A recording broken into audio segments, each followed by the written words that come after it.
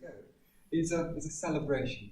It is a celebration of an amazing invention, which is called, sometimes and often called, humankind's greatest and most decisive invention, which we all know as writing. Writing, which is an amazing tool, or I would say almost a magical way of turning words, language, and thoughts, the spoken and the unspoken word, to something visual, something material, which can travel a lot across time and space. Something material and visual which allows us to communicate with our ancestors from several millennia ago, who could talk us through writing, through all these thousands of years, and we can hear them, listen to them, talking about their lives. But what is even more amazing, what writing can do, is that allows us to communicate with the future as well. We can probably say, or hope, that the future generations will be able and willing and interested to read what we write and leave behind for them in the coming years and centuries. So the British Library's new exhibition is a celebration of this amazing tool, of this magical tool, as I said. In the midst of today's technological developments, when it is so easy to make a call, or so much easier to leave or send a video message to anyone than writing a nice letter, putting it in an envelope and posting as in the good old times. It's so easier to do something else. And there are suggestions that writing is dying, it's going out of fashion. And we thought that this would be the right time to stop and pause, have a break, and reflect on what writing means for all of us today. And even more importantly, to think about what writing will look like in the coming centuries. Will we continue to write? Will we continue to write in the same way? And this exhibition is raising these questions in a very special way, because it's using the legacy of the past 5,000 years of the history of human writing from all across the globe, from all 5 continents of the earth, taking examples and showing us that writing has already faced many challenges, and it tackled them in various ways. From the humble beginnings in the deserts of Egypt, or in Mesopotamia, or the great revolution of the book form of the Codex, which appeared with the rise of Christianity in the 1st century, or maybe a bit earlier, and then the great invention of printing, the printing press, or the computers, or the phones. These inventions did not mean the end of writing. It did not make it disappear. Surprisingly, they just offered new and new choices and opportunities for us to use writing in more and diverse and more fascinating ways. And this is what the exhibition is showing us and invites us to join the debate about the future of writing. So everyone is welcome to see the exhibition next door and join the debate of writing by actually making your mark and our mark on the huge scroll which contains all the exhibits in the exhibition gallery. And at the end, it turns into something else. It provides us with an opportunity to write the history, write the future of writing ourselves. So in this way, we all become part of the great history of writing, of this 5,000-year-old history. And all our writings become exhibits themselves, and it makes us realize that the future of writing is actually in our very own hand, as we use it to write something.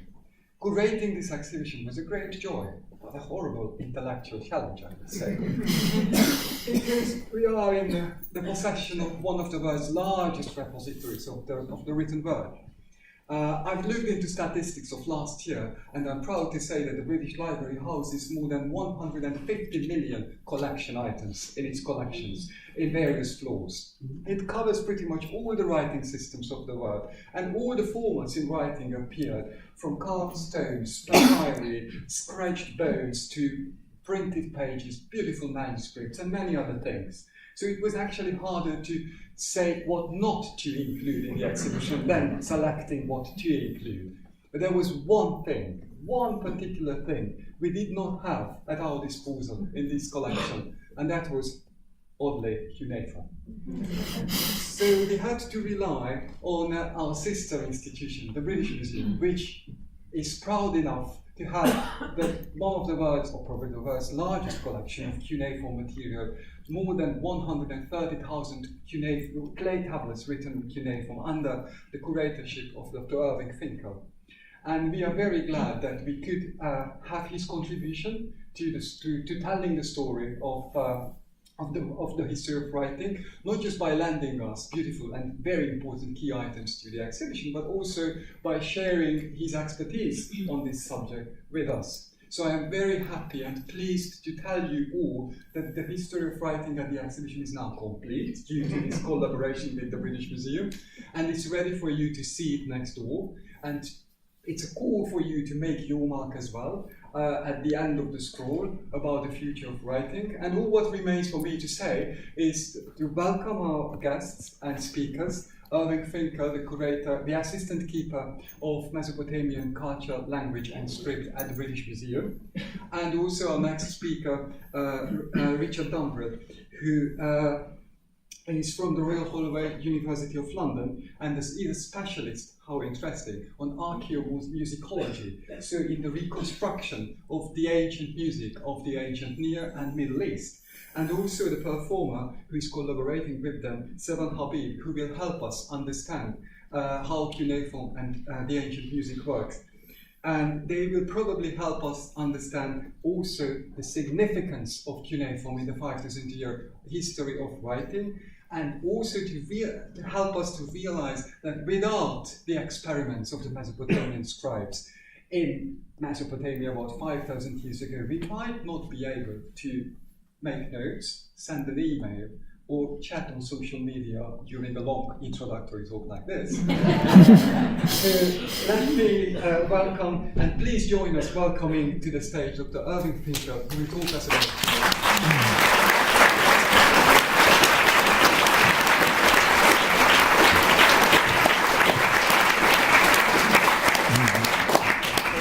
stuff's all very well, of course. There's only one really interesting thing about writing, which is cuneiform writing, and it's your track here. I'm going to make the most of it. So, this thing about the giant leap for mankind and all that stuff is all very well too. It's like Tom Lehrer said, you know, that the Americans thought they made the first giant leap for mankind by putting some clown on the moon, and that's not a good role model for assessing importance, in my humble opinion. So, this is a contemporary watercolour of Ashurbanipal, just found in the Queen's collection, very remarkable thing, and the shelf of the libraries we reconstructed. So, and here we go. Sorry, keep cool. Right, are there any questions?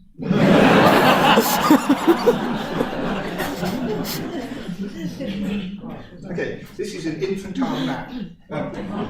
My personal experience, the only kind of maps which are in any way intelligible are for 5-year-olds. So we're going to be talking about the blue bit, mostly, and sometimes we might cross a border into a neighbouring simple colour. So, I'd just like to say this does not happen in the British Museum. Now, the thing is, do you know, is that the... Hold on, excuse me just a minute while I talk among myself. Yes, okay. Cuneiform tablets, we have 135,000 of them at the moment. Of course, in due course we'll get all the others, I hope. They actually come out of the ground. They are harvested like potatoes by archaeologists who dig rather like farmers. This is an example of a site.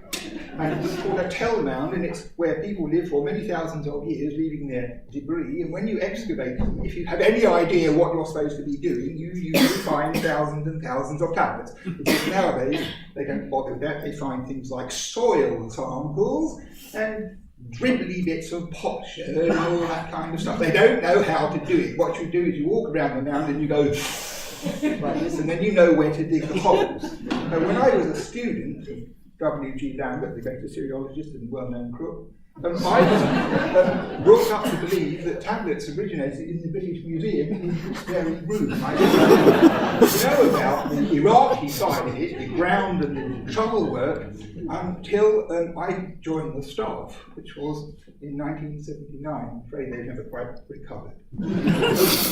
So, this is the situation. The cuneiform writing system is, as far as we know, the oldest. Of course, it can't possibly be that because we don't know anything, but from a textbook point of view, it's the oldest system of writing.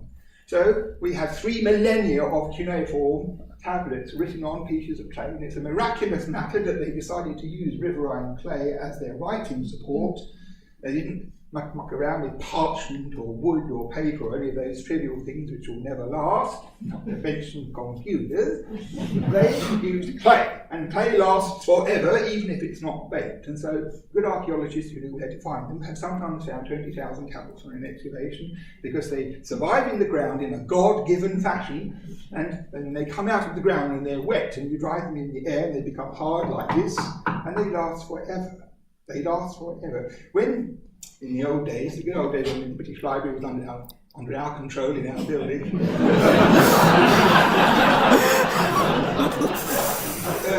In the latter days of their tenure there, they suddenly felt guilty, and they used to put up posters with a kind of medieval leather book with worms in it and bits falling off and stuff like that, saying in a pathetic way, adopt a book. And I have to say, Christopher Walker and myself, the only 2 cuneiformists on the staff, then used to throw past this in a highly derisive way, because we knew in our heart of hearts that everything in this building will no longer exist. Every single thing in this building will no longer exist, and our tablets still will. So this guy here is a Sumerian priest. He's got large ears, he's got wide open eyes, listening to the words of the Lord, or the words of the many lords in his case, sitting in a complacent way with his hands folded over his belly. He spoke Sumerian. So as far as we know, Sumerian is the oldest language known to archaeology. Now this is something worth thinking about, because of the situation that we know a lot about Sumerian now. In fact, we can translate loads of it. It's remarkable considering no one can read a word of it for hundreds and hundreds and hundreds of years. But we have control over Sumerian, we can understand it now. And we know enough about it to say that the Sumerian tongue, which comes off these tablets, has no relative, no modern relative or no ancient relative among any of the other languages of the world. And when you look at languages in a global way, they all fall into families, and sometimes you have to squeeze a bit here and a bit there, but you have Semitic languages and Indo-European languages and Hamitic languages, and all the tongues that come to light that have been discovered can more or less be moulded into one of these spreading branch kind of derivations. But this one can't. The only people who say it can are one scholar from Finland who thinks it's related to Finnish, one scholar from New Zealand who thinks it's related to New Zealish. The fact of the matter is, it has nothing to do with any modern language. So this is a spectacular conception to think of, because you have a stratum of chronology in which writing comes into being. And when it arrives, it is just in time to scoop up that Sumerian language, which in its own time undoubtedly had many relatives that go back thousands and thousands of years into prehistory. So it's a kind of miraculous thing that the writing started just in time to rescue Sumerian. And Sumerian existed in Mesopotamia side by side with Akkadian, or Babylonian, or Assyrian. They're dialects of the same language, Akkadian, which from about 2800 existed side by side with Sumerian for the next 3,000 years.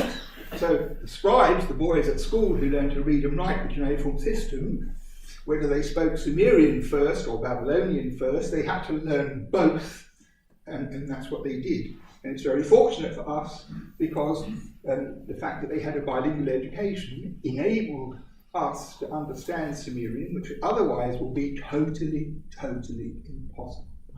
So we can read Babylonian as fluently as Hebrew and Arabic. In fact, we know more about Akkadian than either of those languages because there are 3,000 years of inscriptions So Akkadian is a very, very familiar tool, and the ancient scribes translated things from Sumerian into Babylonian, or into Akkadian rather, for their purposes, and then when the great decipherments were made, the modern scholars used the same system to understand it ourselves.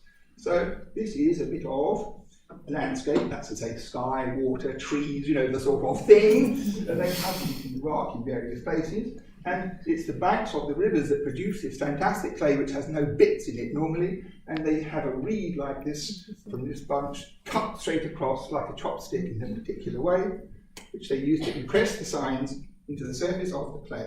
So it's a kind of printing. It is not writing at all at its outset. Well, actually, before I get into hot water, the most important thing, I didn't tell you anything important. Okay, let's start with the beginning. Good evening, ladies and gentlemen. This is a very boring slide in blue. And the point about it is this, that it illustrates, without any intellectual effort on anybody's part, the fact that the signs of this writing system before 3000 BC were, as you see on the left, purely pictographic. That is to say, they encapsulate an object by drawing a simple childlike drawing to represent it. So a foot, for example, means the Queen Elizabeth II ship, and the plough means a table tennis table. You see how it works, it's quite straightforward really. And these pictographic signs, which once stood for ideas, evolved in their time to write sounds as well as images. Sorry, I'm getting to this is what I wanted to show you. Okay, so some of the earliest tablets that we have are not the beginning of the writing, but they're very near the beginning. And we can see very readily that this pointed vessel which sticks in the ground is a vessel for beer, and the sign for barley on the other side next to the circular numbers is a sign for barley, and they stand for what they look like. So the Sumerian who wrote this sign, it's a very important thing to notice actually that one of the first signs recorded ever is the sign for beer. There are theories about why that might be. So if a Sumerian came into the room and looked at this thing, he would say cash is the word for beer, and probably try and take it off the screen. So it's a graphic symbol. But what actually happened, which was so clever, is that somebody realised that as well as having all these signs which looked like, sounded like what they looked like, you could just take the sound out and write with them. Start again. On the right, you see, ladies and gentlemen, the sign for barley. It is recognisable because it looks like a piece of barley. So when you draw this sign on a tablet, it means barley. At the same time, the Sumerians developed the idea, the so-called rebus script idea, whereby you could draw an ear of barley, not to mean barley, but to give you the sound of the word for barley. So, in other words, the Sumerian reads cash for beer, that's the word for cash, and if he sees this barley, he would say shed, which means barley. But at the same time, it was possible around this period and ever thereafter to take such a graphic symbol for the sound value alone. So in English, if you wanted to write the word shepherd, where the first syllable was sheh, S-H-E-H or something, in this script you could use the barley sign to write the syllable sheh, and it had nothing to do with grain. So this was the essence of the amazing giant thing. So here you have a step further on where you have a man's head in a bowl of food, and this sign, head, existed as a sign for said head. This bowl sign existed separately, but if you put them together, it gives a new value in the word for rations. So what happened was that when this trigger came into somebody's mind, that you could have lots and lots of drawings which were perfectly straightforward because you could see what they were, but you could just use them as sound tools, then the most explosive thing happened because they suddenly discovered that they could record words and sentences and grammar and literature, and that is what has led to this lamentable exhibition next door. So you see here, this is a really exceptionally interesting slide, I think you have to agree, that you see this sign, pronounced ka, can be used to write the word mouth, word, speech, nose, and tooth. And in the Sumerian language, mouth, word, speech, nose, and tooth are not pronounced ka. They have their own independent value. So they devised systems of making all the signs multivalent. So we're used to a perfectly simple system of 26 letters, which are not in any way multivalent, they are just monovalent. So if you learn them once, say after 8 or 9 years of hard work in junior school, then you can write anything you like with them. But all these signs had a whole range of different uses, graphic and phonetic. It's rather absorbing. Let me just sum up by saying this. You want to write the word museum in cuneiform, you end up with this situation. You have a sign for mu, a sign for z, and a sign for and you put them together and spell the word. So in the mind, you have a word like a sausage, you divide it up into syllables in Babylonian, and you find the cuneiform syllables that fit these things, and you squeeze them together, and out comes an incomplete word. And they use this marvelous kind of writing, which philologists call rebus writing. So you're perhaps familiar with the clever writing of B4, and even more clever later. I'll leave you to struggle through the trouble about this business is that this is how writing started, and with apologies to our chairman, this is what writing has now become. Because most people under 18 use this kind of device in preference to any other kind of writing at all. So we have a kind of reversal of time. Let me just demonstrate what I mean. Come on,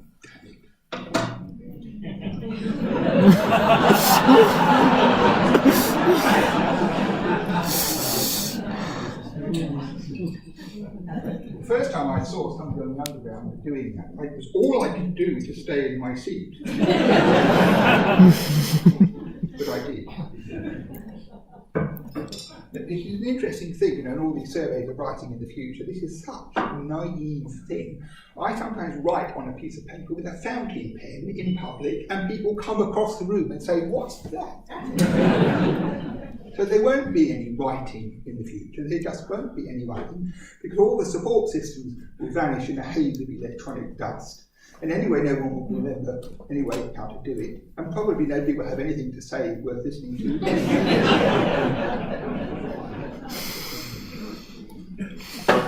So the thing is, after a century or two of experiment and trying this and trying that and sharing out signs that all the sounds that they knew could be written down, all the words they knew could be written down, they had a tool which, written on clay with a stylus, enabled them to record the Sumerian language very fluently and the Akkadian language very fluently, and also many other languages too, because in the Middle East, the Elamites and the Iranians and other populations borrow the writing system in order to record their own language. So what looks like a kind of obscure and extraordinary matter became a very flexible, adaptable writing system. And it is quite interesting that my lamented friend Jeremy Black, who was born on the same day as me and was an Assyriologist and therefore proved that astrology must be true, did Assyriology in Oxford, and Oliver Gurney, who was his teacher, when they arrived for the first term, the first thing they had to do was to take a sign list and write out in pencil the first chapter of Pride and Prejudice using cuneiform signs. It had a rather good effect in some ways, because it did certainly instill in the young student some understanding of how this writing system really did function. It also got rid of students who weren't completely nerdy. Now, once the writing system existed, we had this culture with literature of all kinds, and lexicography, and science, and astronomy, and astrology, and word lists, and grammars, everything they use writing for all the kind of stuff that we do, but with the difference from the modern world that only a minority of people in the culture were really fluent in the script. There were families of scribes where young boys, usually boys, were sent to school to learn to write, and they went through a whole rigorous kind of training system, so that using all the signs in their mind, they could write down what anybody said to them, whatever language it was in, if necessary, but usually Sumerian and Akkadian. So we have, among all the treasures at our disposal, which you'll be glad to know, since there are 135,000, I didn't bring slides of all of them, this is two slides at once of a tablet from about 1750 on the Babylonian school. So we have lots of these curricular things. We can see how the scribes learned to make vertical wedges and sideways wedges and diagonal wedges on bits of clay over and over again until they could make proper signs, and then they started to do literature. So in the morning, you've got a lump of clay from the bin in the schoolroom, and you made a kind of ball and then flattened it, so you get these round buns, when they use the term in public, as a classic example of a school writing sport. And what happened in school was there was a teacher, an old learned scholar, who sat at the front and probably did the crossword and fell asleep. The actual work was done by, say, 14-year-olds who would teach 8-year-olds, something of the kind. And as they mastered the script, they had a daily exercise, something like a proverb, like never trust women, they cut the throat of young men, that kind of helpful advice for later life. The oldest pupil, or semi-pupil teacher, would write the signs in such a way that you take the stylus, which has a straight edge, and draw a line, and then the 4 or 5 signs in each line are hung from it, rather like washing when it's pegged up to dry. So there are 4 lines of text. And what happened was that the younger people then stared at this thing rigorously until he memorized it completely, and then turned over the tablet and wrote from memory on the back the signs. Now, I know you haven't been in seriological circles that long yet, but perhaps you can already see that the writing on the one is certainly superior to the other.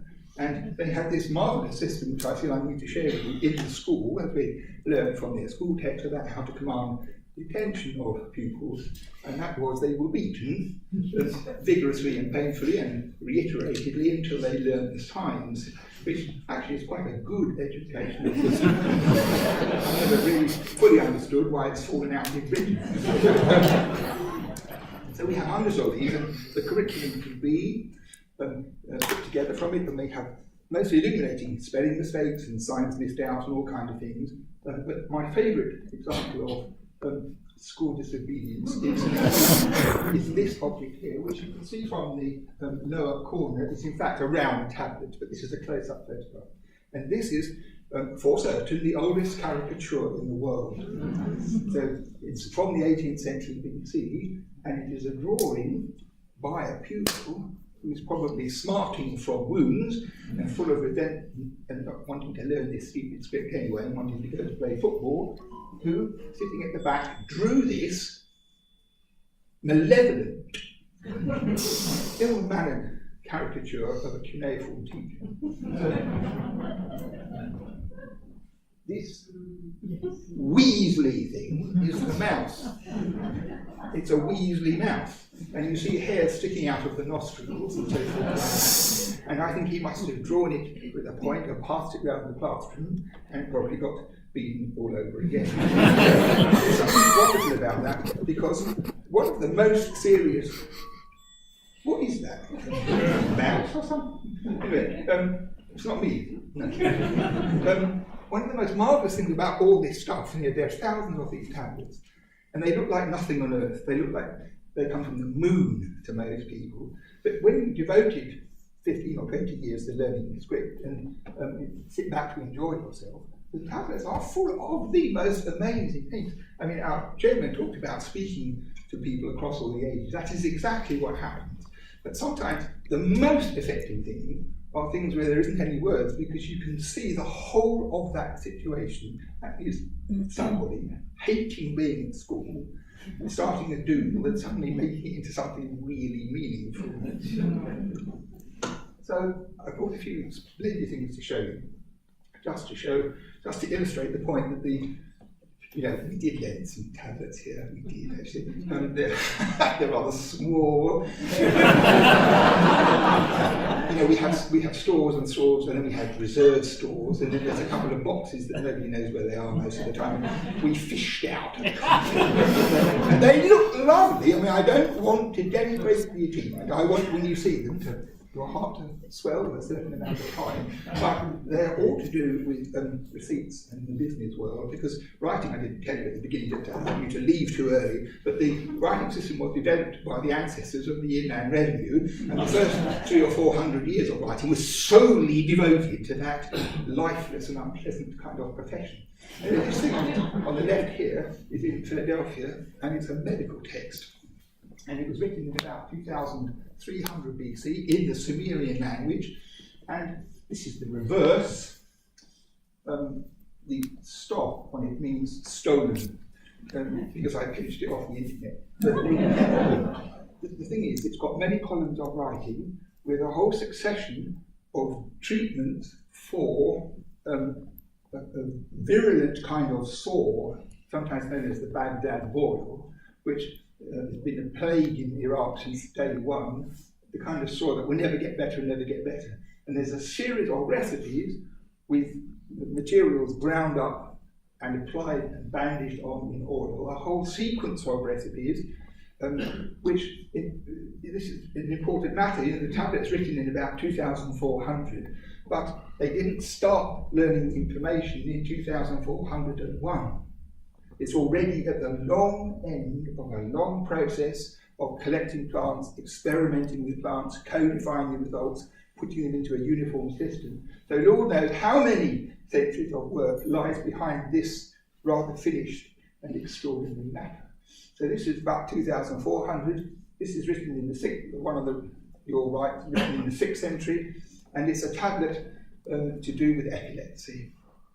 And there are many doctors who devoted their attention to the study of diseases, and epilepsy was a very creepy disease even for them, and punishment from above, dropping on somebody, and all you can imagine the theological writing about it. But this tablet has nothing to do with such matters. It is in fact a very matter of fact description of a whole series of different epileptic responses, features, different kinds of vehemence, people running around making noises, trying to tear their clothes and all that kind of thing. So from a modern clinical point of view, it's most disconcerting to read a translation of that, if that's what you do for a living today. Of course, the trouble is that these things, they're much better in the original, really. That can't be helped. Yeah. Now this is an absolutely marvellous tablet. You know about Egypt, of course, the other writing system. I don't really want to talk about it, it's hardly very interesting. We have a department of Egypt, so we don't completely ignore them. But this tablet here, I really wanted you to see for yourself, because it comes from a time in the 14th century when Egypt had this empire in the Middle East, and because they were much more interested in theology and monotheism, they failed to supervise the roads and conditions in all their outlying satellites and captured places. So robbers were everywhere, caravans were interrupted, and rulers of these small places wrote angry letters to the Pharaoh in Egypt for assistance. Now, this is what is so captivating to me. The guy in this particular case was a ruler of a people called the Mitanni in Syria. And this Tushratta, the king, had a dishy daughter, and he'd been persuaded to hand over this daughter to the Pharaoh as one of his wives. So probably they thought, and he reassured their mother, that this was a good political move and all that. But what he did was a silly thing, which I'm sure none of you would do, which is he handed over the daughter before he got the money. Tushratta, the Italian, then had to write a very diplomatic letter to the Pharaoh, which firmly made the point that he wanted the gold. So the way he did it was the only way at his disposal. So in his court he had a Babylonian professional scribe. So he would dictate in Mitanni the text of the letter, out loud, and the Babylonian scribe then transcribed it in his mind into cuneiform and wrote the letter out in cuneiform signs. So whether the diplomatic Akkadian is what the Mitanni ruler actually said at the time, we will never know. But it is interesting that these letters always begin, Lib Kuaria, may you be well, may you flourish, may your flocks and sheep flourish, and your dogs and mother-in-law flourish, and it goes on and on and on about flourishing, and then it gets to the point where it's the money. So it's a fine matter of adjustment to get it correct. I also think that dictating a letter for someone to read is rather a modern invention, because if you've not done it before, it's not so straightforward, because people say, he starts off, tell that bastard, we're on our way with the ark. No, hold on, okay.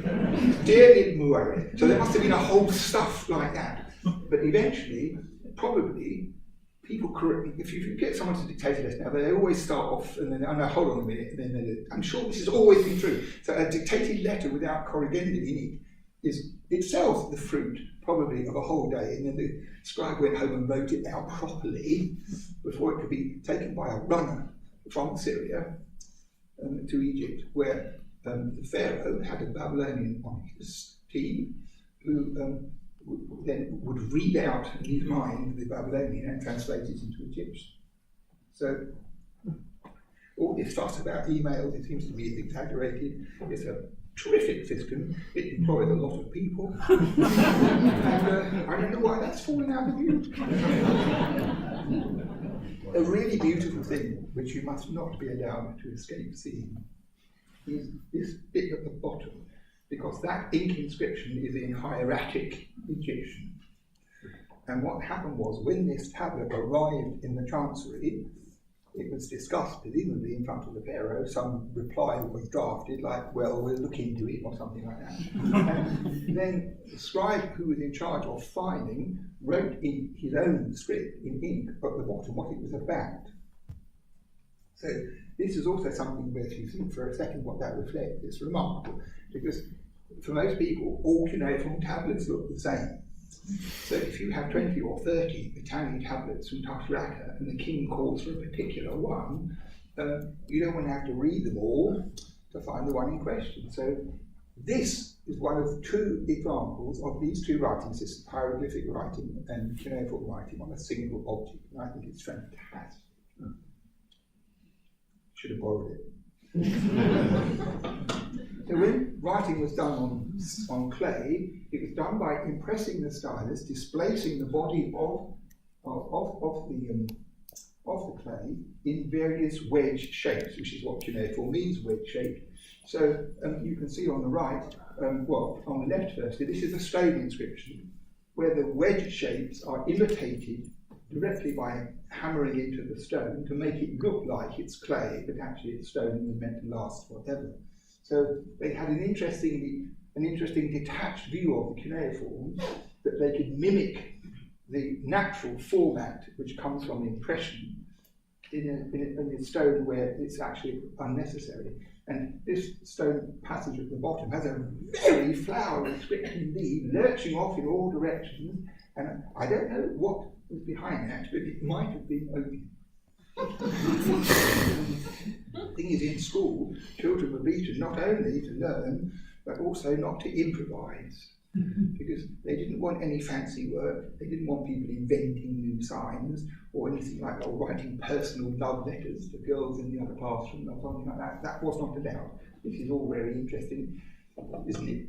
This is a clay code. We have a departmental excavation at Guildford. Sorry, it's Southern work, and we have thousands of these clay codes, thousands of them, and John Taylor, who's in charge of them, poor fellow, tells me they're really very interesting. They are very interesting indeed, if you know what to look for. And what you have to look for is variations for which another word might be minutiae. But after serious run of seasons of careful, dedicated work, and some conclusion will be reached, and we're all, of course, looking forward to it. The point about those is something rather remarkable, because in the prehistoric period, buildings were often decorated with long clay nails, which were pushed into the wall when it was soft, And the heads of the nails, which were different colours, pink, green, grey, and so forth, they used to make a kind of mosaic pattern, rather beautiful. And with the passage of time, it occurred to somebody that one could write these inscriptions about who built the temple and why and where it was on the shaft of the cone, and then pushed into the wall as a kind of message for the future. So if the wall fell down, someone could pick this up and say, oh, that's a very interesting thing, it was King so-and-so, we have to rebuild it. So they were done with that in mind. But it does illustrate a very important matter, that if you have that invisible in a wall, the gods, who of course can read cuneiform fluently, some of them I think even have PhDs, they could read through a wall. That is beyond me.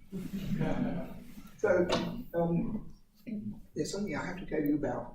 Well, there are lots of things I have to tell you about, but this funny thing at the top is a brick, perhaps you can see, with a bit of an inscription in between lines, preserved in the middle, the panel of writing. This was engendered by a brick stamp, because when a building was produced of bricks, there were thousands and thousands of them, and at certain times, say one every 12th brick, was stamped with the name and titles of the ruler, as in the same way as a message for the future. So we found a few pieces of these brick stamps where the signs were cut in reverse, which could then produce the same inscription without somebody having to write it every 5 minutes. You know what this is? This is the side of a cylinder. Does everybody know about the side of a cylinder? It's very interesting. The interesting thing about it, I'll tell you one thing about it, it's supposed to be the first Charter of Human Rights. You know about this? The Shah of Iran thought it was the first Charter of Human Rights. And it was mistranslated and garbled, and now it is a symbol of human rights all over the world, which is not a bad thing. But the trouble about the argument that this is the first Charter of Human Rights is that there weren't any human rights in antiquity. I've mentioned this to a few people, but they take no notice. It's the same sad story, isn't it? Right, now a few other small points while we're here. Up on the top right hand corner, there's a bit of the Code of Hammurabi in the Louvre, which is about 12 feet high. The writing goes all over the surface, and it has rules about how to be good and what happens if you're bad. And the writing is written in a very formal, monumental style. You can see with lots of straight lines and wedges, very beautiful, very beautiful. And this stone here belongs to Nebuchadnezzar, who lived about 1,000 years later. And all his royal inscriptions are written in imitation of this archaic writing. All of them, without exception. There's no royal inscription in contemporary writing. So this is an interesting thing, because it tells you that the Babylonians revered antiquity and revered ancient times explicitly, but also that the impact of an inscription in old writing would have the same effect on the Babylonian reader as with us if you have a place called the Oldie Tea Shoppy. You are more likely to go in there because subconsciously your inner person tells you if they've been making tea and scones since the time of Chaucer, they probably know by now how to do it properly. And it has that same kind of idea, which is rather crude, but nevertheless somewhat effective. And the nicest thing at the bottom is one of these bricks stamped, and there's an Aramaic name there of a workman who was obviously building one of Nebuchadnezzar's great things, and in the lunch hour, sitting there looking at this stupid inscription, I'm Nebuchadnezzar, I'm me, I'm marvellous. And the guy put his finger in and wrote his name in Aramaic, right down on top of it, as if to say, up yours. And when we had that exhibition about sedition or whatever it was, that was one of the favourite objects that they had. I could do something else really remarkable, considering it's just the British Museum. I mean, it's not the British Museum. Where are we? Oh, the British Library. Some bricks with stamps are known where some of the lines are upside down, the signs are upside down. And the only explanation for that is that the frame in which the signs were placed, where they were cut in kind of matrices, which if they were full of clay, needed to be washed out, they'd rinse them through, and sometimes the matrices were put in upside down. So like with the postage stamp, if something goes wrong, we have bricks with these things. So the Babylonians invented movable type. They invented movable type, and they didn't do anything other than stamp bricks like that. How are we doing for time? Oh, Quarter two. What? I hope you all went to see the Ashburnham exhibition, did you? This is a man, looks like he's 8 foot tall. James Bond, actually, about 4.5 feet with a paunch and a berry. So this is a fake photograph, let me admit it freely, but I thought to keep the end up, I ought to do this. This is the top shelf is the thing we reconstructed in our gallery, because we know from archaeology that tablets in libraries, of which there were many, were kept in niches in the wall like this, like old records used to be in a record store on end. So in our upstairs gallery, we made the top shelf with our other installation about the tablets. So I rather cleverly, I think, in some way, produced a real library. Now, this is a real library, and when I say real library, I want to make it perfectly clear what I mean about it. You see, Ashurbanipal's idea was to bring under one roof all the inherited knowledge and lore from before. As far as we know, he was the first person to do it. And he prosecuted this with a great deal of enthusiasm and a great deal of success, because he had an empire, he had all the money in the world, and people did what he said when he told them to do it. So when we had our exhibition, we wanted to make some kind of display which would dazzle people at the size of it and quantity, because there are about 25,000 pieces of tablets from Nineveh, about 25,000. And some of them are this big, and some of them are this big, and all sizes in between. So the keeper, Jonathan Tubb, at a meeting early on in the planning of that exhibition, announced his intention of having all the Nineveh tablets on display, and 2 of the MAs fainted there and then. We had to slacken off a little. But that is the sort of thing that Ashurbanipal's library would have looked like. And one of the interesting things is tablets sometimes have holes down the edge. That's a different matter, but they never have writing on the edge. And since we know that they were stored on end, this means that all the readers in the library must have been very good and put them back where they belong. This was a breakthrough at the time, but I don't know any other library where that prevails, except in a certain number of libraries where the librarians will not let you take anything off the shelf anyway, because it spoils the look. So this is what we did in our exhibition. Perhaps you all I don't know what to make of it. People went ooh and ah, which was the main point. We had a special tape recorder there, sharp intakes of breath, and then we could check the wind speed later in the studio. A lot of people were impressed by it, but the way they laid out like people who are missing teeth. So what this is, big to small, I don't know. But Ashurbanipal would have had 20 fits if you'd have seen something like that. But nevertheless, it gave people an idea of what it looked like. It was very splendid at the time. It should still be there. Now, I want to show you a few other small things. This is part of the Gilgamesh tablet series to do with the flood. This is our most famous tablet. It's sometimes on biscuit tins, you know, what more could you ask for? I draw your attention to it because those of us who love this writing system and defend it against all challenges believe that it was in fact calligraphy that motivated the king of scribes. And calligraphy and control in this manuscript is superb. And this is an interesting point here, that cuneiform is always right justified, which if you ever try to write an article to send it off, it looks much more convincing if it's right justified, so I see the point. But in this case here, when there isn't quite enough, they leave a gap in the middle, so they can do that, and sometimes they have a really long wedge also to fill it up. Now, this is the best kind of writing on the best kind of play from Nineveh, and sometimes, well, at the bottom of the tablets, there's always a colophon that says, belong to the king, no one can take it away, this is mine, and so forth and so forth. And you can see here that the signs which make up part of this colophon, it says king of the universe, king of the, and then Ashur, but we know what it means. And these are written in big, scratchy letters, which are quite different from the normal signs. But sometimes, when a tablet was being copied, they forgot to put the colophon. So when it was too dry, they could take recourse to painting the cuneiform on the clay. Now this is much, much more significant than you might imagine, because again they've imitated with a brush or perhaps a carved nib in red the shape of the wedges, which are actually impressed into the surface. So like with the stone writing, they've tried to create the impression of cuneiform, but there's a bit on the right too, those are the only two scraps we have.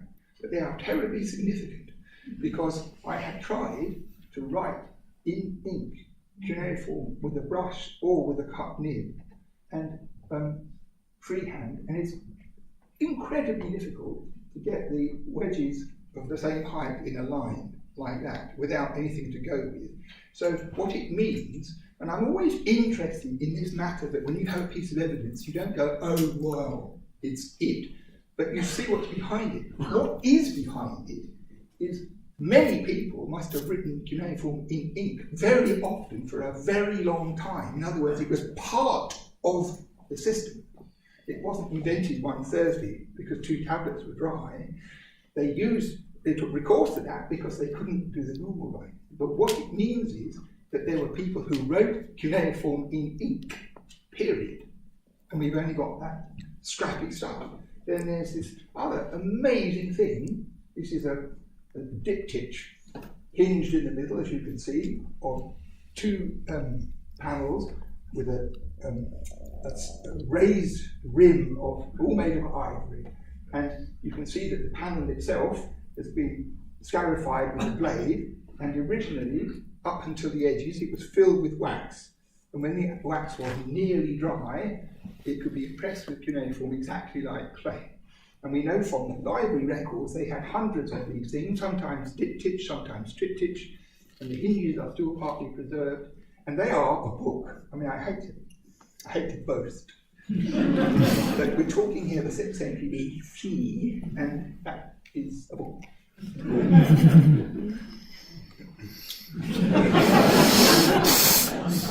As a matter of fact, on the right there you see a flake of wax from which the cuneiform can still be read.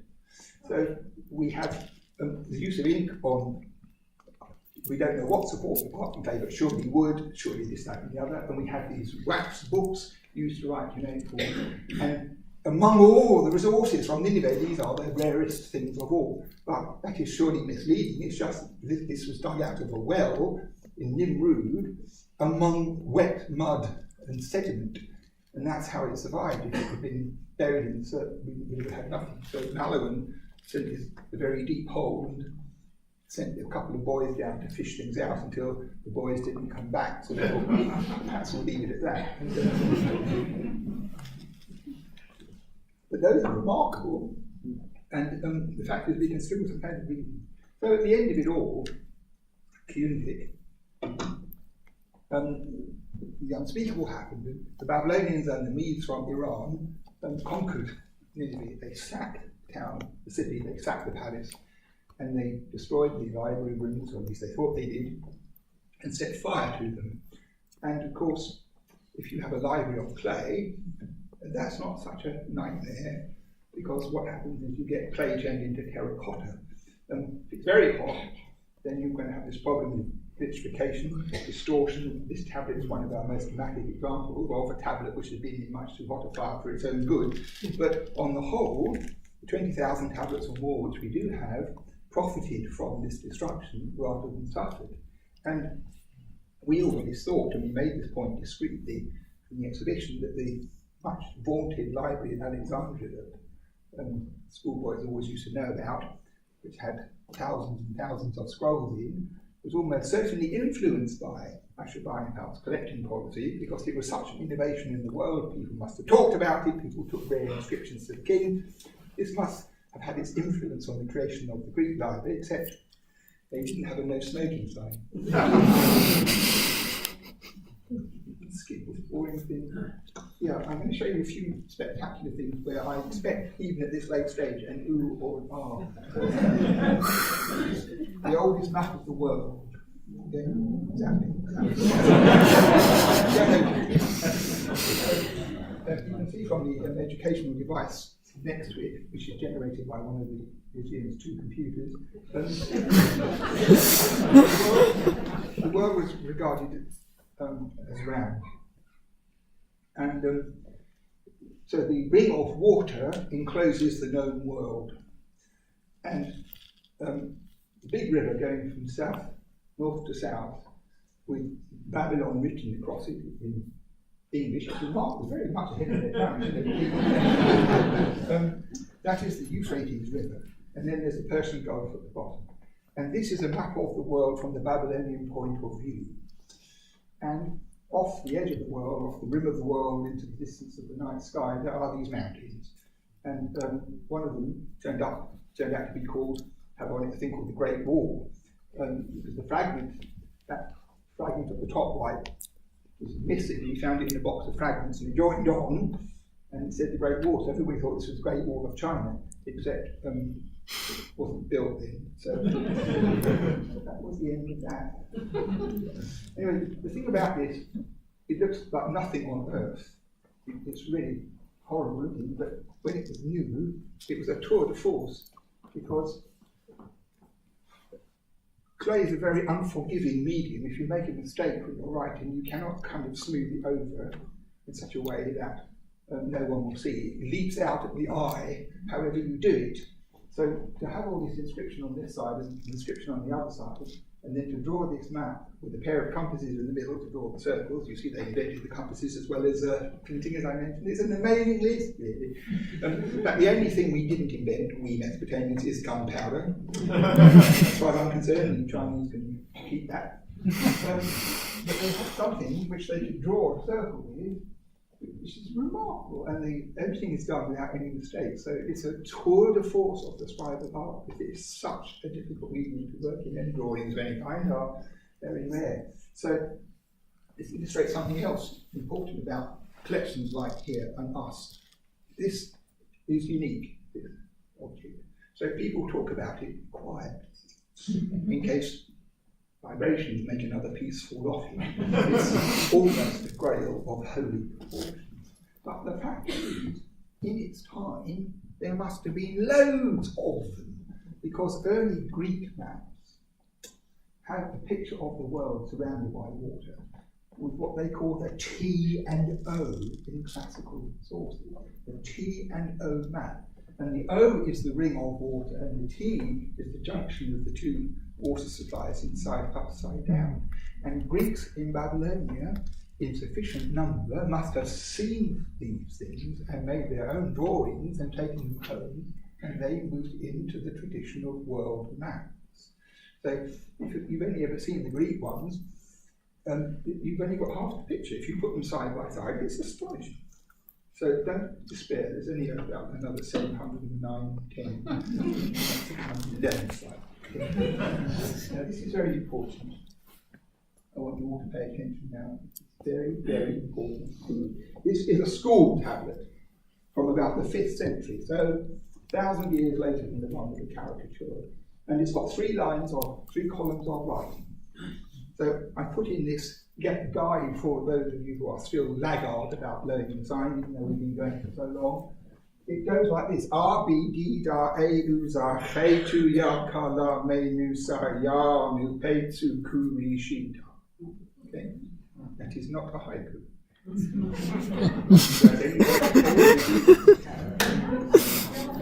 It's the alphabet. It's the alphabet in the right order. And in point of fact, it is the Aramaic alphabet.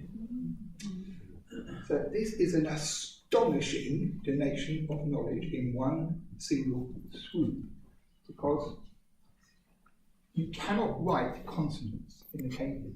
All the signs have vowel plus consonant, like E, or consonant plus vowel, like B. You cannot write B on its own, or any other letter on its own. You have to have a vowel in front all the time.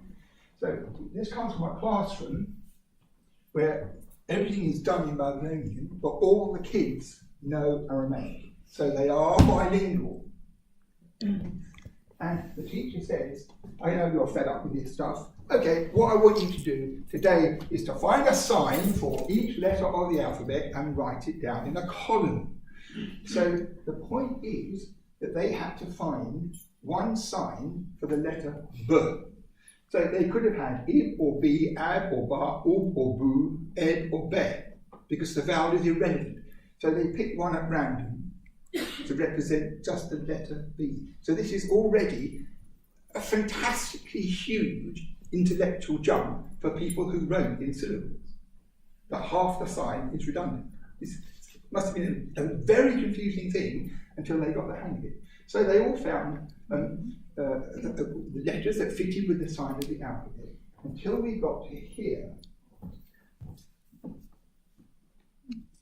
Now this is the most revealing thing of all, because A, B, G, D, A, U, Z is what I call grandmother teaching.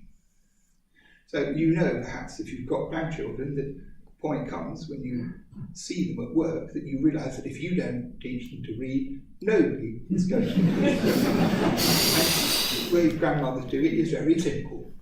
So we go into the mu, up, z, up, mu, and all that. That's how children used to learn to read and write, and they always learned it. Now, people who are really shaving have trouble with it. So this is very revealing to me that that is what I regard as natural communication of the language. Now, in Akkadian Semitic language, the first letter is Aleph. So Ah is fine. And when we get down here, the yellow bit, there is this letter in Aramaic, like in Hebrew and Arabic, Ayn, which is a kind of deep guttural. Now, if you were mucking about for fun and you wanted to write Ayn in this way, if you hadn't already written Ah for the first letter, you could use Ah, because in Akkadian there's not a lot of difference, but it's already been used. So the scribe who wrote this tablet decided that he has to give the name of the sign, Ayanu, instead of the sound, in that particular case.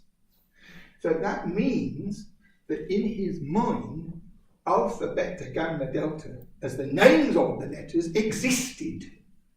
They existed. But the job was the sound of the letter, not the name of the letter. And in that particular line, he was constrained to give the name because he couldn't distinguish the sound from the other.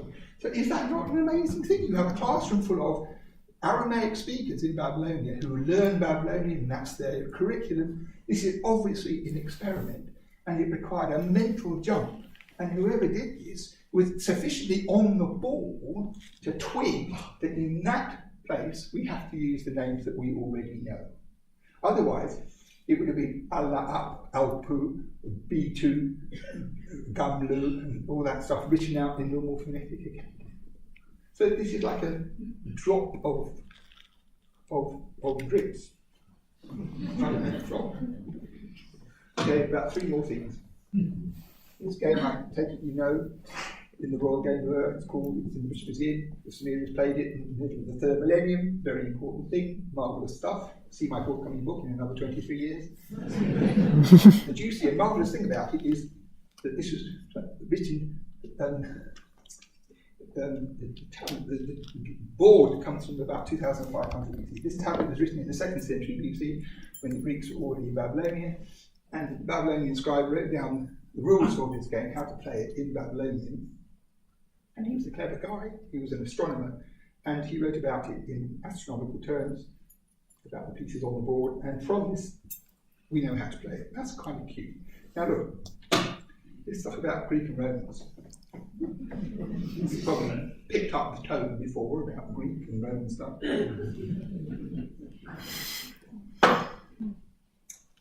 The fact is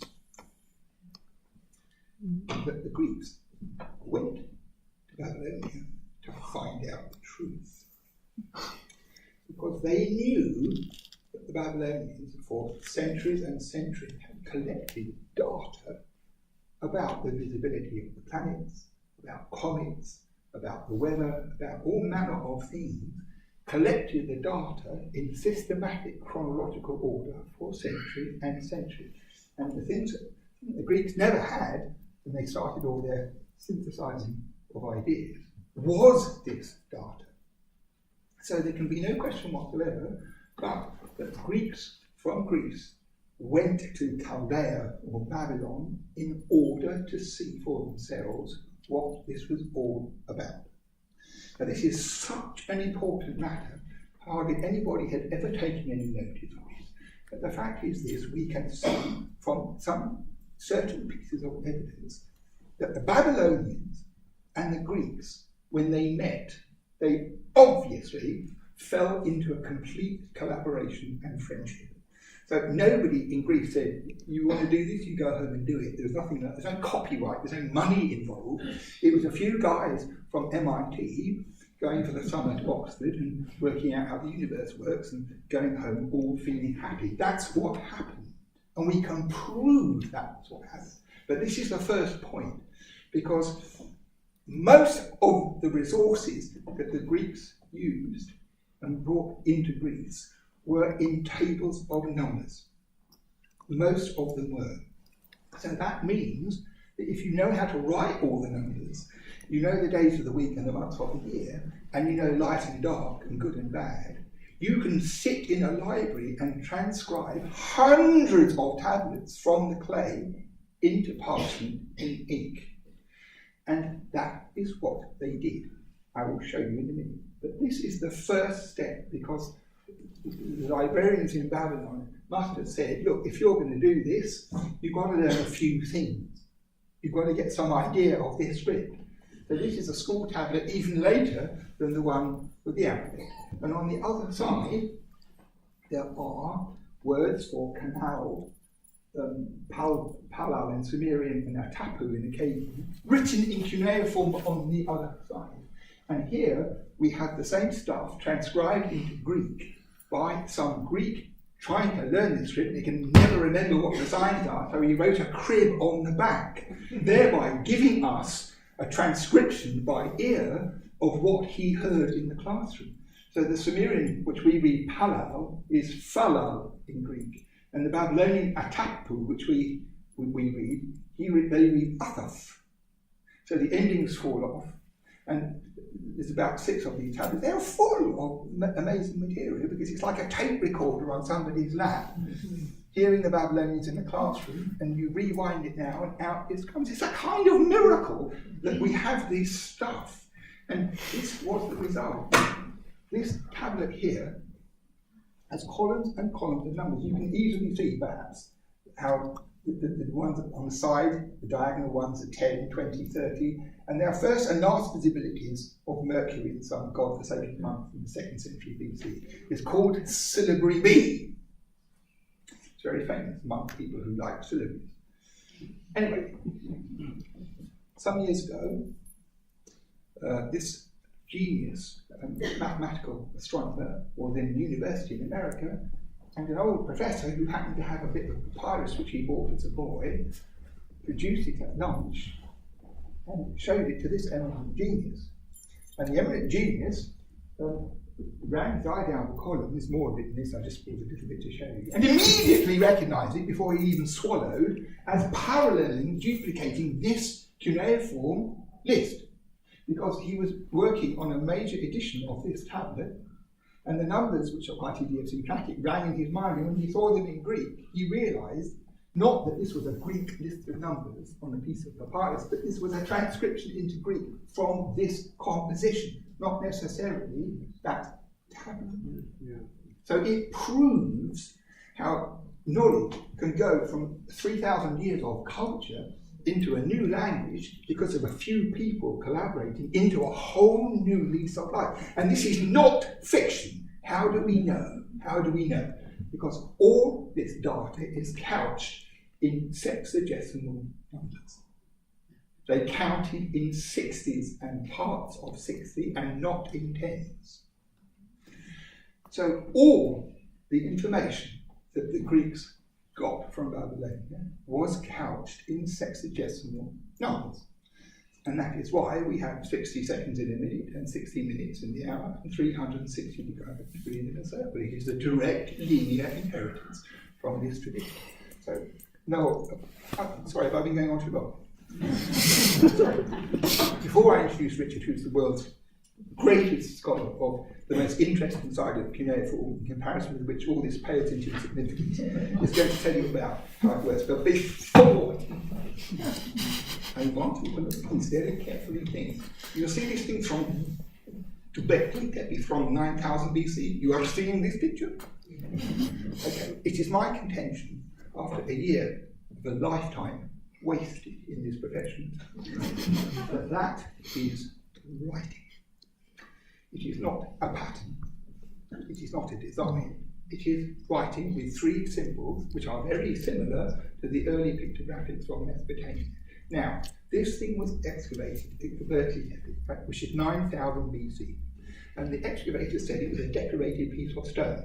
Now, if that thing had been excavated in Iran in the Uruk period, about 3000 BC, nobody would have batted an eyelid. Now, when I was a student, we were told that writing began in Mesopotamia when people lived together in big complex societies and they built complex buildings, temples and stuff like that, which they couldn't have done in isolation. And because of the requirements of that kind of life, writing came into being. Now, if that is true, then the reverse must be true. So in 9000 BC, when they were building these breathtakingly complicated series of temples, generation after generation, with everybody collaborating together, if it was true that writing and complexity go together, then they must have had writing. So I look on the website for Göbekli and I nearly fall off my chair, because here is exactly what you would expect, a kind of simple early pictographic sign, 3 pictographic signs on an object from that period. If that is what, in fact, that is, it means that Sumerian writing, beginning in 3500, was not the beginning at all, but actually it had been going all this time. And that Sumerian might be a kind of late, rather miserable derivation of a much older system. Who knows? But it does indicate how rash it is to make statements about who has the oldest writing. The most important thing is that cuneiform writing is older than hieroglyphs. Now, I would like, while you're here, to introduce, as I say, my good friend and colleague, Richard Dumbrill, who is going to mount the staircase. Take it away.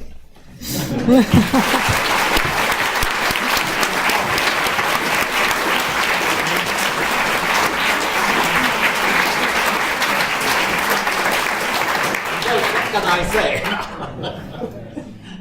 Irving said most important things about it. And also, I want to tell you, British Museum has got 130,000 tablets about many things, medicine, geometries, all aspects of life. And about music, we have about 8 tablets. That is it. And they're not in a very good state. And some of them are in other places, some are in America, some are in Germany, and so forth. So the whole lot of cuneiform texts about music theory, well, it's about 100 fragments altogether. And so it's not much to go with this. But how do we work it? Next one, the green. Okay. So here we are. Told you. That's a good start.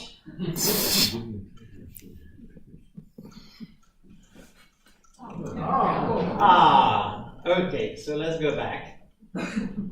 Okay, this is pompously called U3011 because this is the field number.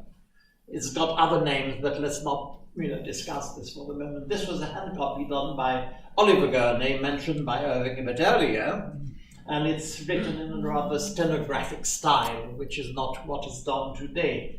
But the importance of this text, that it is left column is in Sumerian and the right column is in Babylonian, and it's got this sign here, which means sa. Sa is very important because immediately it means something to do about music. String. And it translates roughly, no, not roughly, seriously, because we did this together, Irving and myself. The first one, Sadi, in Sumerian. In Akkadian, it is Umu, prime string. So Sa-ush, string neighboring, Sa-3, Sa-6, string 3, string thin, Sa-4, 2, string 4 small, Sa-D5, string D prime string number 5, then Sa-4, Agagul, string 4 of the rear, string 3 of the rear, string 2 of the rear, string 1 of the rear, 9 strings. So it means that we've got a system with 9 strings full stop in a palindromic order, that is 1, 2, 3, 4, 5, 4, 3, 2, 1, which is most interesting. And this tells us that there might have been an older pentatonic system which existed before the system in question. Now we have variations here. The 4 small string in Sumerian, Sa 4 small, is string Ea created, that is, it has been handled, perfected by the Godias. Something has happened in the Akkadian version, which is different than what we have in the Sumerian version. So we have 2 systems in one bit of tablet. So this is very important because this text tells us that we've got 9 strings, and it is probably a system of 9 strings. Why? Because all the strings have got their different values in relation to one another, and they are based on 2 conjuncted intervals of 5 pitches. So, next tablet, fragment also, CBS 10996, comes from Philadelphia, is the CBS in the catalog Babylonian section. It comes from about 600 BC, more or less. We're not very sure about this. It looks like a cheese grater. I haven't tried it as a cheese grater, but I've been informed that it could be possible on one of these days, if, depending on the presence of the curator or not.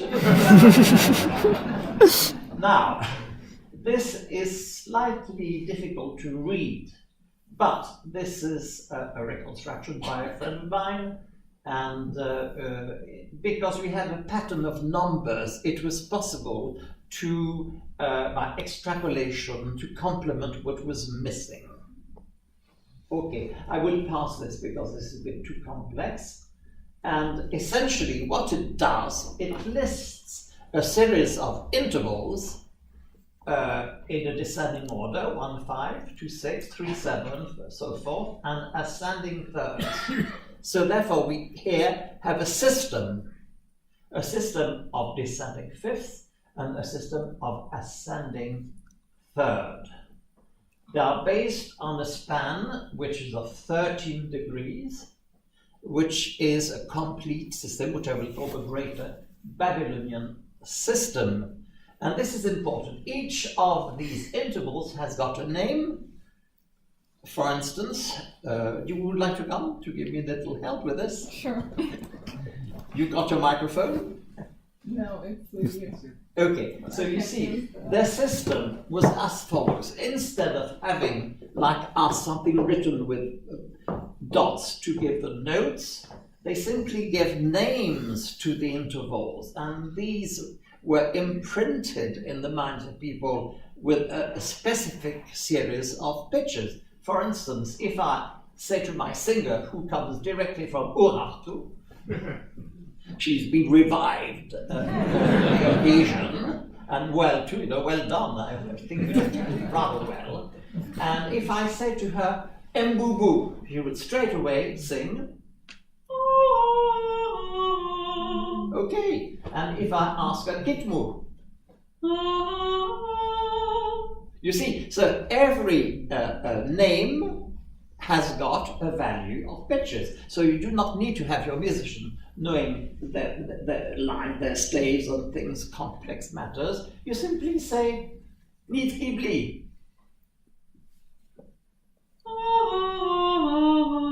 And here we go. So if I say, let's do a jam session, this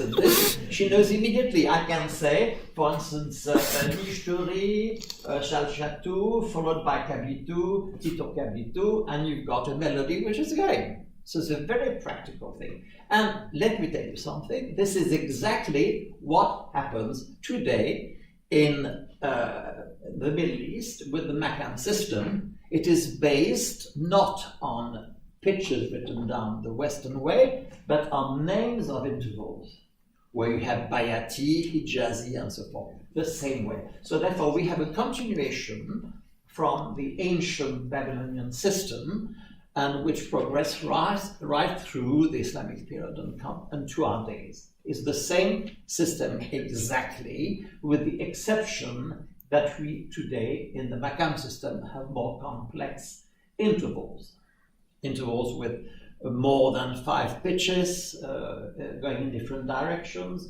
with microtones added to them and so forth.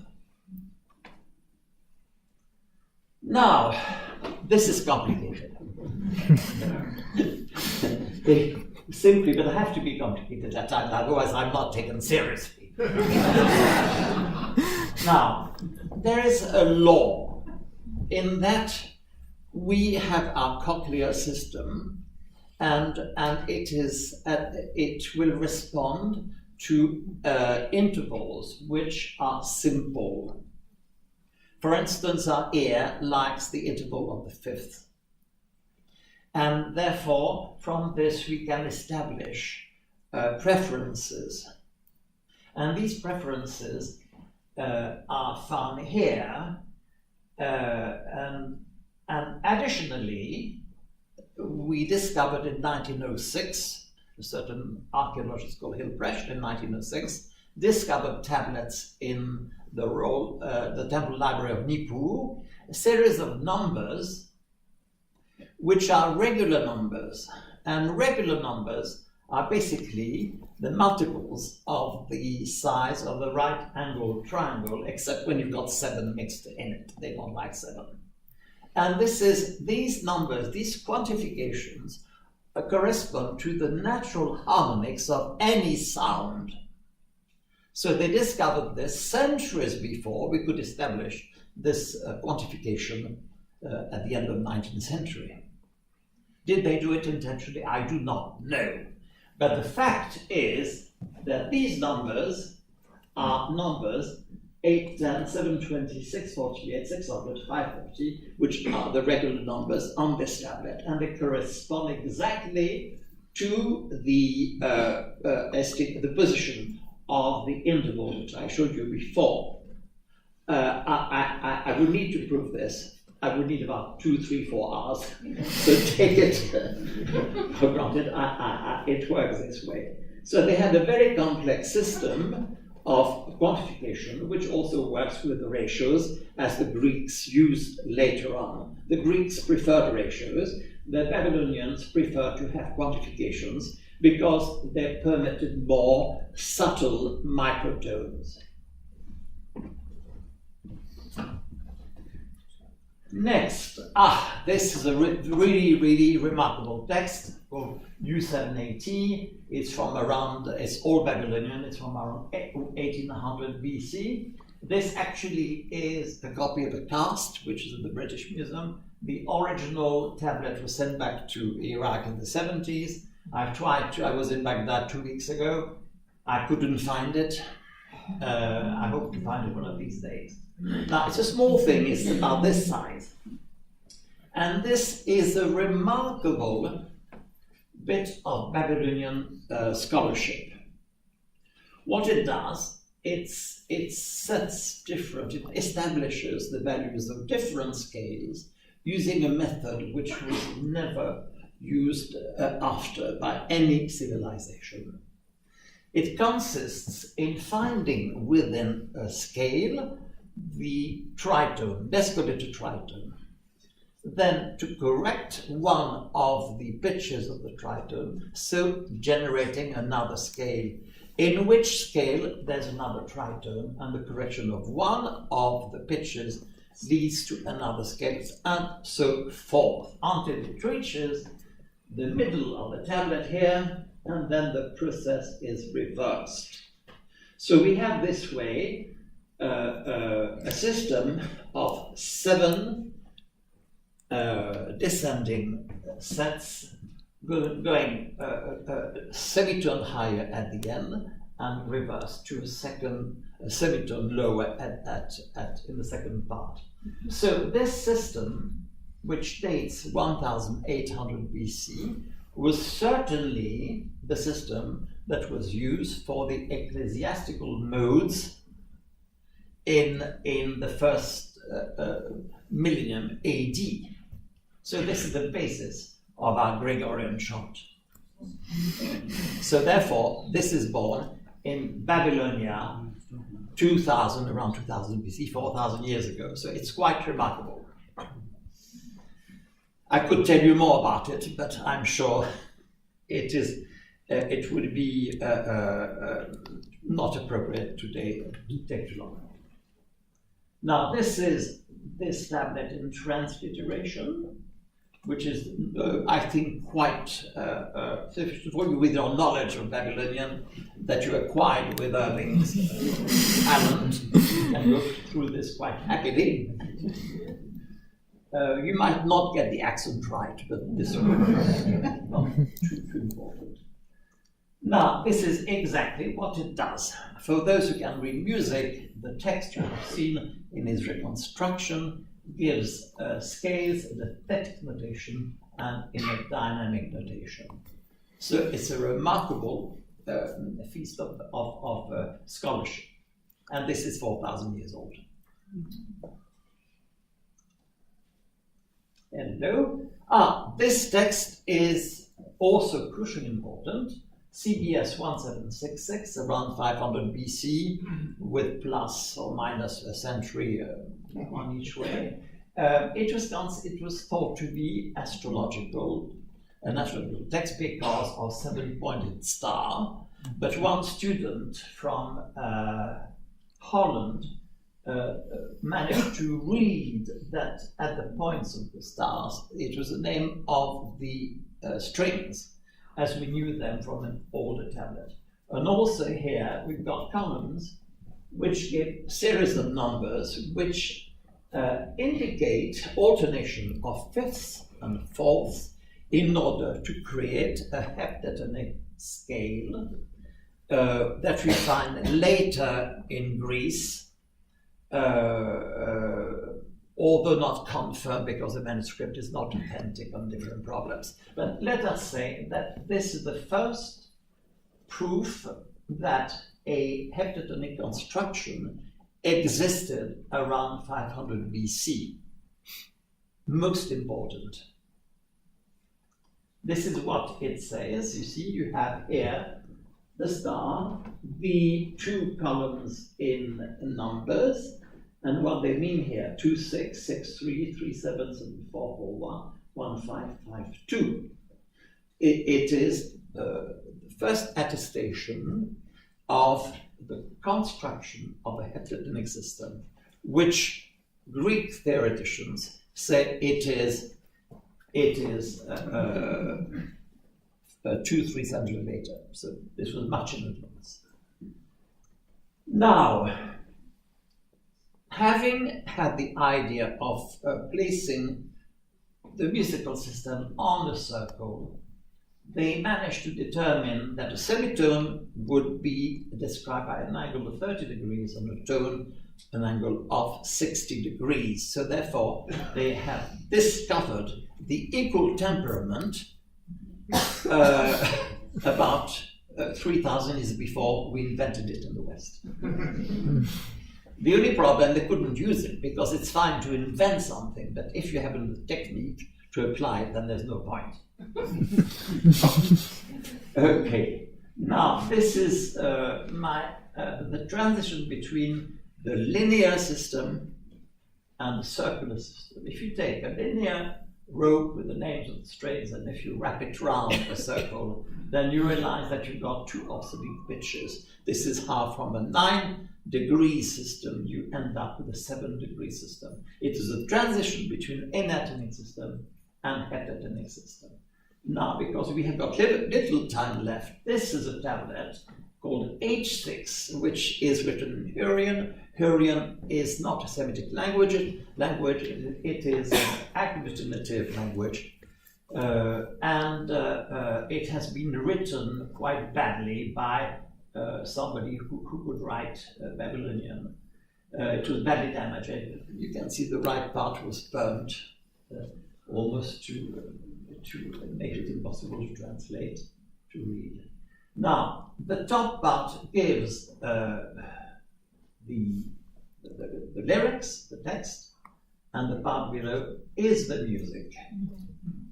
Now, I will not explain to you I spent about 20 years translating this thing. These are the names of the intervals, and the numbers are the added values at the end of each series. And this is the transliteration, the tonal transliteration. Now, Sévan Habib has been working with me on a modal adaptation of this, guided by eminent Syrian and Iraqi musicians, and she will now sing it with the original text in Hurrian.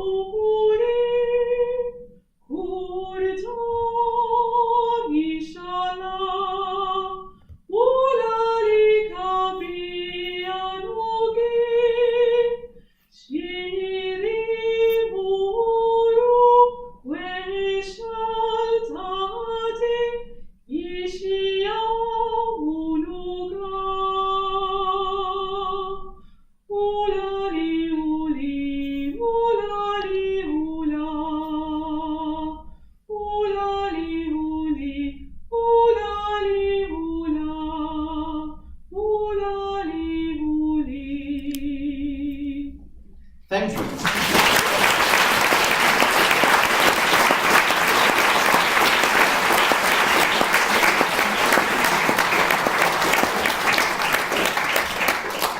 This piece was written about 1300 BC, and it was there was no concession to modern theory in it. It is exactly what was written on the tablet. Thank you very much.